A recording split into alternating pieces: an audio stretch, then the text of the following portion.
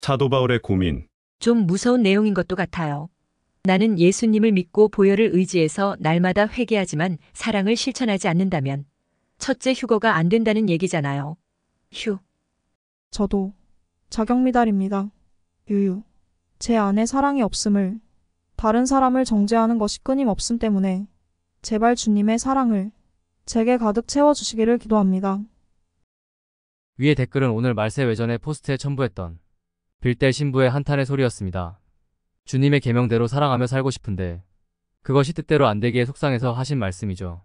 하지만 여러분, 이것은 단지 우리만의 고민이 아니었습니다. 2000년 전 이방인에게 복음을 전파할 중차대한 중책을 맡은 어떤 사도 역시 똑같은 고민을 하고 있었던 것입니다. 로마서 7장에서 그 사도는 한탄을 합니다. 내가 행하는 것을 내가 알지 못하노니 곧 내가 원하는 것은 행하지 아니하고 도리어 미워하는 것을 행함이라. 내가 원하는 바 선은 행하지 아니하고 도리어 원하지 아니하는 바 악을 행하는도다. 내가 한 법을 깨달았나니 곧 선을 행하기 원하는 나에게 악이 함께 있는 것이로다. 내 속사람으로는 하나님의 법을 즐거워하되 내 지체 속에서 한 다른 법이 내 마음의 법과 싸워 내 지체 속에 있는 죄의 법으로 나를 사로잡는 것을 보는도다. 오라 나는 곤고한 사람이로다. 이 사망의 몸에서 누가 나를 건져내랴. 로마서 7장 15에서 23절. 위의 선구를 요약하면 바울 자신은 하나님의 계명대로 선을 행하며 살기를 원하나 자신 안에 다른 법이 자꾸 자신을 죄의 법 속으로 끌고 가서 죄를 짓게 만들기 때문에 괴롭다는 이야기입니다. 사도 바울도 우리와 똑같은 다음의 것을 느낀 것입니다. 마음으로 용서를 할래야 할 수가 없고 음욕이 안 떠오르게 하려 해도 안 떠오를 수가 없고 형제에게 화를 안 내려 해도 안 낼 수가 없고 형제에게 욕하지 않으려 해도 얄미운 짓을 하는 자에게는 저절로 욕이 나오는데요. 그러다가 갑자기 바울은 다음과 같은 말을 합니다. 우리 주 예수 그리스도로 말미암아 하나님께 감사하리로다. 그런즉 내 자신이 마음으로는 하나님의 법을 육신으로는 죄의 법을 섬기노라. 바울이 위의 말을 하게 된 이유는 자신의 한심함을 한탄하다가 그의 머릿속에 다음의 장면이 떠올랐기 때문입니다. 나의 죄를 모두 사해주신 주님의 십자가 아니면 이 죄만 짓는 나는 어쩔 뻔했나. 우리 주 예수 그리스도로 말미암아 하나님께 감사하리로다. 라는 생각에 다다른 것이죠. 그리고 바로 이어서 바울은 죄로 인한 고민 중 주 예수 그리스도로 말미암아 하나님께 감사하게 된 이유를 상세하게 설명합니다. 그리스도 예수 안에 있는 자에게는 결코 정죄함이 없나니 이는 그리스도 예수 안에 있는 생명의 성령의 법이 죄와 사망의 법에서 너를 해방하였음이라. 로마서 8장 1절에서 4절. 짓고 싶지 않은 죄를 자꾸 짓는 것 때문에 괴로워하는 우리 모두에게 예수 그리스도께서 얼마나 큰 은혜를 베푸신 것인지를 바울은 분명하게 설명을 해준 것이죠. 그리고 나서 바울은 다음과 같은 말을 합니다. 율법이 육신으로 말미암아 연약하여 할 수 없는 그것을 하나님은 하시나니 곧 죄로 말미암아 자기 아들을 죄 있는 육신의 모양으로 보내어 육신의 죄를 정하사 육신을 따르지 않고 그 영을 따라 행하는 우리에게 율법의 요구가 이루어지게 하려 하심이니라. 로마서 8장 3절에서 4절. 위의 말의 뜻을 쉽게 이야기하면 우리들은 뼛속까지 죄인이라 율법에서 요구하는 계명을 준수하지 못하지만 그것을 하나님이 우리 대신 해내시어 우리를 살리셨다는 이야기입니다. 바로 육신을 입고 내려오셔서 우리의 죄를 단번에 다 속죄해버리신 사건을 말한 것이죠. 하지만 사도 바울은 주님의 보혈이 해당되는 사람에 대해 다음과 같은 단서를 붙였습니다. 육신을 따르지 않고 그 영을 따라 행하는 우리에게 율법의 요구가 이루어지게 하려 하심이니라. 쉽게 말하면 주님의 보혈 속죄의 능력은 육신을 따르기를 원치 않고 영을 따라 행하기를 원하며 괴로워하는 사람들에게만 이루어진다는 것을 말한 것입니다. 육신을 따르기 원치 않고 영을 따라 행하기를 원하며 괴로워하는 사람들이 누구입니까? 이 달콤한 죄 좀 맘 편하게 짓고 싶은데 다시는 영원히 즐기지 못하게 된 사람들, 절대로 죄를 마음 편하게 짓지 못하게 된 불쌍한 사람들, 바로 거듭난 사람들 이야기인 것입니다. 거듭난 분들은 저의 말을 공감하실 것입니다. 거듭난 그 순간 이후부터 분명 예전에는 맘 편하게 당연시하며 즐기던 세상의 죄악된 것들을 다시는 맘 편하게 즐기지 못하게 된 사실을 말이죠. 거듭난 사람은 눈 딱 감고 하나님을 잊으려 노력하면서 세상으로 돌아가서 실컷 죄를 짓고 탕자같이 살아도 절대로 마음이 편해지거나 행복하지 않습니다. 거듭나기 전보다 죄책감과 불안감이 수백 배 더해지기 때문입니다. 저의 경험담입니다. 이유가 뭘까요? 거듭나는 순간 그의 안에 성령님이 들어오셔서 자리 잡고 자신을 째려보고 계시기 때문입니다. 다들 인정하시죠? 아무튼 사도 바울은 위의 7장에 이어 11장에 도달했을 때 분명한 사실을 깨닫고 후세에 유명해지는 문장을 쓰게 됩니다. 하나님의 계명대로 선을 행하며 살기를 원하나 자신 안에 다른 법이 자꾸 자신을 죄의 법 속으로 끌고 가는 이유를 말이죠. 하나님이 모든 사람을 순종하지 아니하는 가운데 가두어 두심은 모든 사람에게 긍휼을 베풀려 하심이로다. 로마서 11장 32절. 우리들이 하나님의 계명을 지키려 애를 써도 자꾸 육신에게 지게 되고 죄의 법으로 끌려가 버리는 이유. 그 이유는 하나님 아버지께서 우리들에게 긍휼을 베풀고 싶으셔서 우리를 연약한 상태로 일부러 놔두셨기 때문이라는 것을 말이죠. 분명하죠? 정리를 해드립니다. 사도 바울은 하나님의 계명을 지키고 싶은 간절한 소망에도 불구하고 자신이 계속 죄에게 지는 것에 한탄을 하면서 다음의 것을 깨달았습니다. 하나님은 우리의 능력으로 지키지 못할 계명을 주셨구나. 이 생각의 흐름 속에서 사도 바울은 주님의 십자가를 떠올리게 되었고 결국 그는 깨닫게 된 것입니다. 아버지께서는 우리에게 은혜를, 우리에게 자비를, 우리에게 용서를 베풀고 싶으시기에 우리의 연약함으로는 완벽히 지킬 수 없는 계명을 주시고 우리들이 스스로의 완악함과 연약함을 깨닫고 다음과 같은 기도를 하게 만드신 것입니다. 하나님이여 불쌍히 여기소서. 나는 죄인이로소이다. 이 깨달음의 끝에 바울이 한 말. 하나님이 모든 사람을 순종하지 아니하는 가운데 가두어 두심은 모든 사람에게 긍휼을 베풀려 하심이로다. 로마서 11장 32절.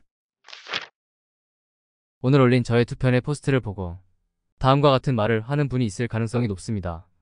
주님의 보혈이 우리의 미래의 죄까지 다 사해주셨으니 죄를 막 지어도 된단 말이야. 당신은 성도들로 하여금 긴장을 풀게 만들어서 죄를 짓게 만들고 있어. 혹시나 저의 오늘 포스트를 보시고 그런 생각을 하시고 있는 분께 딱 한마디만 하겠습니다. 당신은 거듭나지 못했습니다. 거듭남 시리즈를 꼭 보시기 바랍니다. 오늘 이 시리즈를 다 보신다면 어쩌면 당신은 오늘 거듭나게 될 가능성이 높습니다. 그 이후에 오늘 쓴 저의 포스트를 다시 보십시오. 당신이 얼마나 바보 같은 생각을 했는지 분명하게 알게 되실 것입니다. 빌델 신부들의 댓글. 승아님 글에 공감합니다. 거듭나기 전 죄악 속에 살았지만 주님을 만나고부터는 세상 소망 즐거움 모두 사라지게 되더라고요. 세상 즐거움 다 버리고 세상 자랑 다 버렸네. 나의 고백입니다. 참 다행입니다. 참 은혜입니다. 영죽을 수밖에 없는 인생을 이토록 사랑하시니 참 감사합니다. 하나님이 모든 사람을 순종하지 아니하는 가운데 두심은 모든 사람에게 긍휼을 베풀게 하심이로다. 아멘 할렐루야. 감사합니다. 말씀 정말 최고네요. 째려보고 계셔서 정말 제가 어디 숨고 싶을 정도예요. 근데 숨을 데도 없어요. 아, 정말 동감합니다. 사도 바울, 공고한 사람. 저 또한 마찬가지. 정말 이제 이 죄를 탐하는 육체를 벗어나고 싶습니다. 나의 주 예수 그리스도님 어서 오시옵소서. 아멘. 형제님, 묵상 말씀 감사합니다. 보혈의 공로가 아니면 무익한 인생임을 주님께 고백할 수 있음을 감사드립니다. 주님의 십자가 외에는 결코 자랑할 것이 없는 인생임을 감사드립니다. 주님만 홀로 영광 받으시고 주님만 홀로 높임을 받으십시오. 무익한 인생과 동행해 주시고 인도해 주시는 은혜에 머리 숙여 감사드릴 뿐입니다. 오직 나의 소망은 주께 있습니다. 이 밤도 주님으로 평안하세요. 아멘 아멘. 완전 인정입니다. 같은 죄를 짓더라도 이전과는 다르게 수십 배는 찔림이 오고 불편해집니다. 요새 자주 묵상하던 구절들이네요. 내 안에 사랑 없음을 느끼곤 했거든요. 사도 바울의 심정 내 심정. 저는 성경을 뒤늦게 읽기 시작해서 사도들이 이렇게 인간적인 면모가 많은 줄 몰랐어요. 그들도 똑같은 사람인데 그래서 그런지 더 가깝게 느껴지고 고개를 끄덕이게 되는 것 같습니다. 나의 모습이 보이니까요. 아멘. 믿음의 선배가 경험한 일들을 우리가 경험함은 좁은 길로 잘 따라가고 있다는 사실이겠죠? 정말 감사합니다. 아멘. 완전 공감합니다. 아무리 발버둥 쳐봤자 결국은 십자가 앞에 무릎을 꿇게 됩니다. 주님은 계명을 지키라고 하셨는데 선을 행하고 싶은 마음은 굴뚝 같지만 안 그래야지 다짐했건만 또 다시 죄에 무너지는 내 자신을 볼 때 그 심정이 이해가 갑니다. 그렇게 좌절하고 있을 때 매번 성령님께서는 그래도 내 자녀임은 변함이 없어. 내가 어떤 모습이든 너를 사랑한다라는 마음을 주십니다. 교회를 어릴 적부터 다녔어도 이제서야 알게 된 제가 정말 바보스럽습니다. 유유, 주님 감사합니다. 우리와 같은 마음이었던 사도 바울의 마음을 이해하기 쉽게 풀어서 글 올려주셔서 감사합니다. 제게 긍휼을 베풀기 원하시는 주님께 무한 감사드립니다. 저도 모든 이들을 긍휼의 마음으로 대하리라. 주님께서 원하시는 그 마음을 품고 살리라 다짐하고 기도합니다. 우리 주님은 알면 알수록 멋있는 분이십니다. 너무나 자비로우신 주님으로 인해 이 밤 소망과 기쁨이 넘칩니다. 할렐루야. 할렐루야. 정말 감사합니다. 너무 심신이 괴롭고 힘들었어요. 사도 바울의 마음도 나와 같았다니 오늘 그냥 엎드려 울며 아버지 절 깨닫게 해주셨으니 저를 책임지세요. 저는 정말 모르겠어요. 하며 기도했어요. 알려주세요.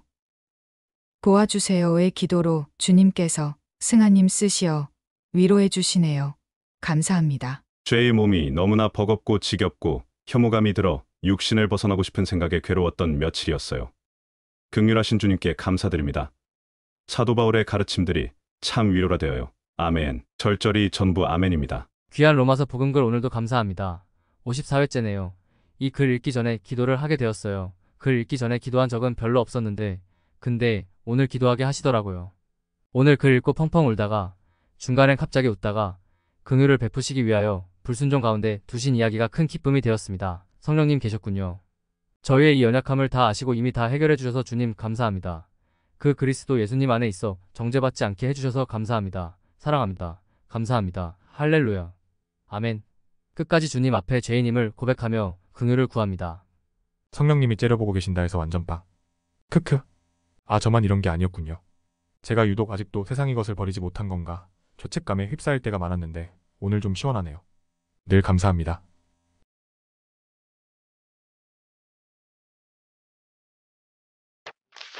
위대한 프로포즈. 이 세상에서 가장 중요한 이야기 1편. 이 세상에서 가장 중요한 이야기 2편. 잠 못 이루는 신부에게 1편. 잠 못 이루는 신부에게 2편. 잠 못 이루는 신부에게 3편. 잠 못 이루는 신부에게 4편. 우리의 머리로는 도저히 상상을 할 수 없기에 인류 역사의 가장 위대하고 신비한 사건. 휴거 신부의 자격. 사도 바울의 고민. 잘하였도다. 착하고 충성된 종아. 내가 적은 일에 충성하였음에 내가 많은 것을 내게 맡기리니 내 주인의 즐거움에 참여할지어다. 마태복음 25장 21절. 보라, 내가 속히 오리니 내가 줄 상이 내게 있어 각 사람에게 그가 행한 대로 갚아주리라. 계시록 22장 12절. 할렐루야. 주여, 어서 오시옵소서. 출처 세상에서 가장 놀라운 이야기. 작성자 승민 아빠. 아래는 관련 주소들입니다. 말세 특집 총정리. 승민 아빠 블로그. 5분만 시간을 내주세요. 하나님의 은총이 여러분과 함께 하기를 기도합니다.